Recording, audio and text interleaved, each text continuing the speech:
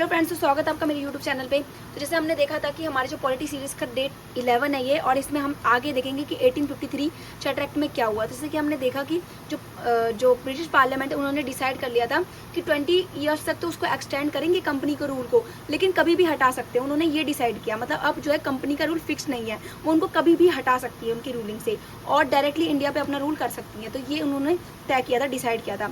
उसके बाद क्या हुआ था, सेकंड होता है separation of legislative and executive. देखो, इससे पहले हमने देखा था कि एक गवर्नर जनरल ऑफ बंगाल से हटा के गवर्नर जनरल ऑफ इंडिया हुआ था, इंडिया बन गया था 1833 में। लेकिन अब क्या हुआ, उसमें क्या था, जो हमारा जो गवर्नर जनरल ऑफ इंडिया जो था, जो गवर्नर जनरल काउंसिल थे, वही सारे लॉ मेकिंग का काम भी, रूलिंग का काम सारे वही कर रहे थे।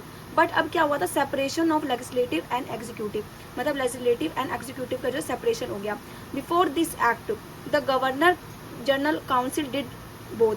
अब क्या है, इससे पहले दोनों ही गवर्नर जनरल काउंसिल जो है दोनों ही काम कर रहे थे, लॉ मेकिंग का भी और रूलिंग एडमिनिस्ट्रेशन का। लेकिन अब but now this act separated, अब क्या हुआ, एक्ट सेपरेट हो गया।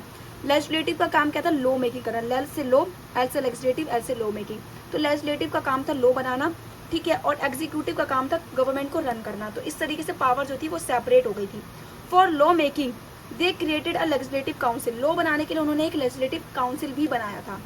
साथ ही साथ क्या हुआ, expansion of governor general council. जो पहले गवर्नर जनरल काउंसिल में जो थे ना 4 मेंबर्स वगैरह ऐड हुए थे, अब एक्सपेंशन हो गया, नहीं बढ़ गए। The council now had 6 additional member, अब 6 एडिशनल मेंबर बढ़ गए, यानी कि लेजिस्लेटिव मेंबर जिसको हमने कहा गया। इस वजह से they become a mini parliament India, और इसी वजह से एक छोटा सा पार्लियामेंट भी बन गया इंडिया के अंदर। तो यही था expansion of a governor general council.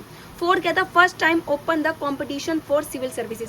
पहली बार इंडिया में जो था कंपटीशन सिविल सर्विसेज के लिए स्टार्ट हुआ था। जैसे हमने जाना था कि 1853 में बस बात की गई थी, प्रॉमिस किया गया था। 1833 the competition civil services just a promise, बस एक प्रॉमिस किया गया था, पर पूरी तरीके से लागू नहीं हुआ था।